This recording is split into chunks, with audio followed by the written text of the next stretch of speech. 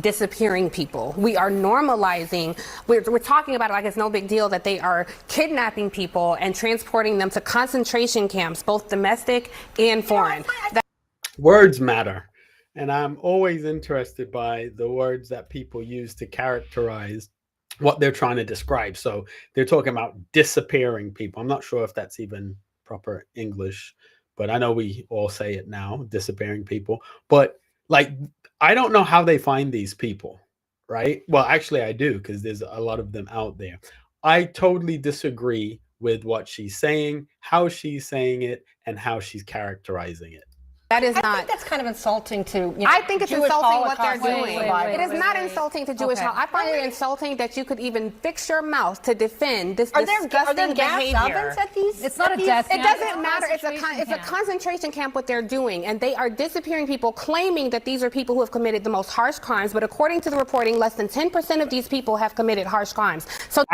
So this is the thing. This is the trick that people do when they don't have a fully developed argument and they feel that they're the smartest person in the room. They throw out these numbers. So she says less than 10% have committed a harsh crime. Now, what is a harsh crime? Define what a harsh crime is. So that means maybe the other 90% have done crimes that aren't harsh in her view. And any victim of crime would view being victimized as being harsh. So you throw out this number without context. The number means nothing, but it makes you sound really smart. To do the victim Olympics and decide who had it worse, I can tell you, I can participate in that too. And everybody who says, "Oh, this is not the America I know," I can guarantee you it is the America I know. Can I finish my point, please? Yes. We are the fact that we're presenting this like it's political fodder, that a government agency is disappearing people. It is not a political point. It has nothing to do with Jewish people, because despite the fact that 20% of immigrants in this country are white, we do not see white. Well, you're the one that talked about a concentration camp. So you're the one that was talking about bringing in the whole thing about Jewish people. So what's happening is ICE agents are enforcing the law. You may not agree with the law. You may not agree with the policies. So change the policies. But we shouldn't be attacking hardworking ICE agents that are just trying to do their job. We're vilifying them for no reason. Well, actually, we're doing it for political reasons, and it's really unfair, and it's really low class. And these are the same people that when we need them to protect us from something, we're going to be calling them. But right now, they're the villains just because they're doing their job. People getting carted off to concentration camps. So if we can just focus on the people who are harmed the most by this, and not make yourself or somebody else the center of attention, when that's not who's getting impacted by this. Jewish, but I'm saying or anyone else the center of attention. Tensions are so heightened. Using that kind of language, I think, is not helpful. The tensions are heightened because this BS administration is kidnapping people. It has nothing to do with my language. It has to do with the action. Of course, it has something to do with your language. Kidnapping. What is the definition of kidnapping? So these people that are being taken up by ICE, there's a reason. These are people that are in the country illegally. That is not kidnapping. These people are having access to telephone calls. That is not kidnapping. These people are having legal representation paid for by the taxpayer provided to them. This is not kidnapping. Now, you can say that you disagree with what's happening, how it's being done, but please don't characterize it as kidnapping, because it's just not true. And you know it's not true. And quite often when they say these things, you know that they don't actually believe it, but it is that clickbait. It's that thing that people are going to hear them saying and want to watch the video. I mean, I'm commenting on it, so it just goes to show you. But it's just not good, and it's not healthy for our society. That are being taken by this administration. How many people have been disappeared that you've never heard from again, and we don't know anything about them or where they've gone? Thousands of people. And are you never serious? heard about them? Where they're nothing really. Aren't you a reporter? Are you not a reporter? Yes, thousands of people. We managed to find people in El Salvadoran prisons who, were sent. I'm sorry. I just want to be clear. Are you defending what's happening in this administration? I am not defending. I'm saying let's be accurate about what's happening. I'm being very accurate, and it is very disgusting what this administration is doing. And 10, 5, 6 months, 20 years from now, I hope that you can look back at this very clip and realize that you were on the wrong side of history if you're trying to remote. Anytime someone talks about being on the right or wrong side of history, in my view, quite often they've lost the argument, because that's a silly thing to say, because there's a lot of things that in the short term may seem right. in the long term may seem wrong, and then in a longer term might seem right again. So for example, you had asbestos. When asbestos first came out as an insulation, everybody viewed it as the savior. Then it was discovered that it's not healthy and it was taken out. So that was in the short term seen as good, people being on the right side of history.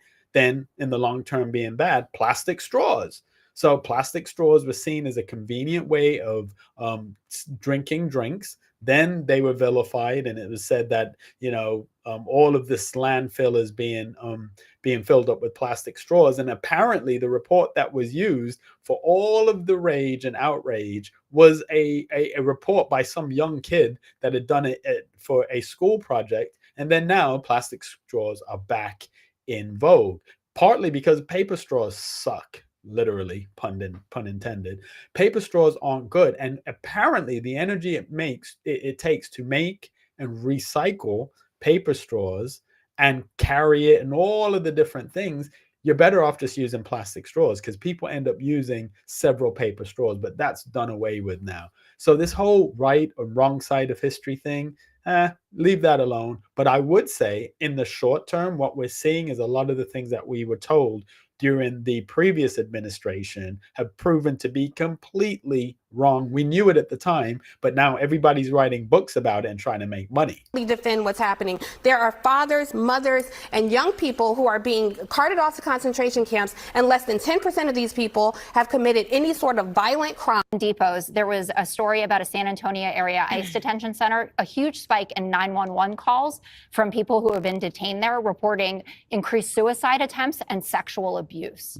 What is going on with this immigration policy is not what people showed up on November 5th for. I know there are some folks out there are pictures of those grannies that had those signs that says mass deportation now. What about you bring up something as charged as sexual abuse? Yeah. Who is causing the sexual abuse? Is it the people that run the people running the detention center are raping the detainees? You've never. I love her reaction. Jessica, I respect Jessica in the sense that she sits down with these guys every day and she gives her view. This is one of my favorite shows, actually, because I think it seems like they all get along. It seems like they have their disagreements politically, but they get along. But watch Jessica's face, because she knows she said something that she can't actually defend and is an unfair and unfounded thing to say.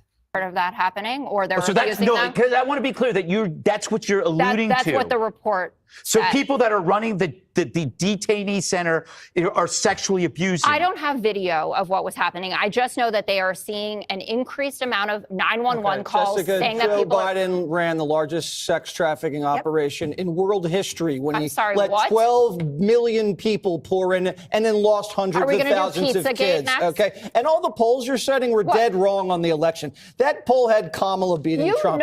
Donald Trump was shot in the head. You guys firebomb cars. You riot. Now you're shooting at Border Patrol agents. And Dana's exactly right. This is the strategy. The base wants blood. And after January 6th, you guys hailed these people protecting the Capitol borders as heroes. But now the people protecting our borders are somehow Nazis? You call them Gestapo? Jessica, and then people take shots at him and you act like it's happening in a vacuum. Half of the ICE agents and Border Patrol people are Hispanic. Good point. And a lot of the people being impacted by the illegal immigration are Hispanic and Black people.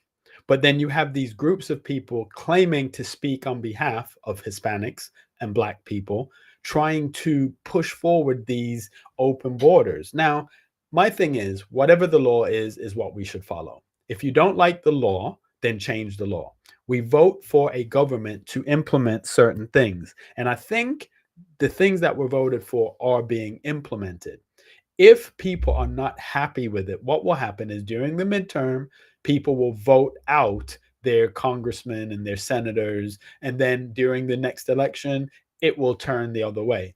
But for now, I think the things that are happening need to happen. I think the laws need to be enforced. And we can't keep complaining about the Supreme Court decisions when we're not happy about the outcome. And then we say it's illegitimate. But then when we get the outcome we want, we then say that they got the right thing, or that the person or the administration is not complying with what the SCOTUS has said. So either they're legitimate or they're not. Basically calling Hispanic lawmen bad hombres and saying they're cowards for wearing masks. They're wearing masks because people are shooting at them. Fox News alert, we're following a massive clash shaping up outside of L.A. Federal agents shutting down an illegal cannabis farm staffed by migrants. But hordes of resistors showed up to fight. Agents had to deploy tear gas to clear the road. The standoff has been going on for hours, and feds had to resupply federal agents who were boxed in. Believe it or not, this is America. This is America. This is what's going on in America. But I want to look at what our friend Stacey Abrams had to say. It's shocking that she still has a platform considering everything that's happened with her. But let's just take a look at this. Not a so-called peaceful protest. It was indeed an ambush. This happens in every nation that has become an autocracy, having been a democracy. So whether we're talking about Brazil with Bolsonaro, this happens in every nation that has become an autocracy, having been a democracy. So whether we're talking about Brazil with Bolsonaro, or India, or Putin and Russia, the Philippines with Duterte.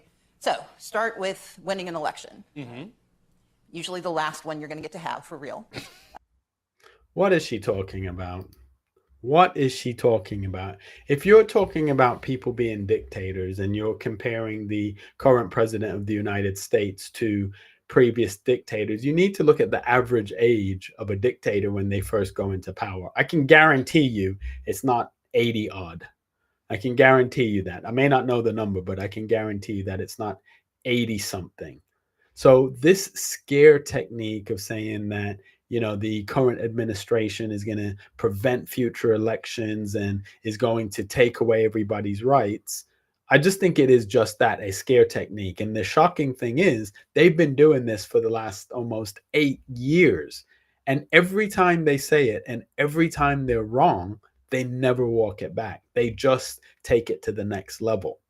I think what's important is that we have dialogue, we read, we listen, and we watch the views and the information from both sides, and then we make an informed decision. Because without that informed decision, what's going to happen is we're in an echo chamber if we're not listening to both sides. And there's a little bit of truth on both sides. The truth is somewhere in the middle. Like the Democrats aren't all right and they're not all wrong, and the Republicans aren't all right or all wrong. As an individual, you need to figure out what is best for you and your family. Unfortunately, we now live in a time where just having a political leaning will mean that you will lose friends. Like, it's not an age anymore where we can say, well, I vote blue and you vote red and we can still have a beer. Like, now it's just kind of like they say, well, if you vote blue, that means you're an evil person. Or if you vote red, that means you're a racist. And I don't think it's that simple. I don't think life is that simple. I don't think people are that simple. We all have different layers and shades of what we believe and why we believe it.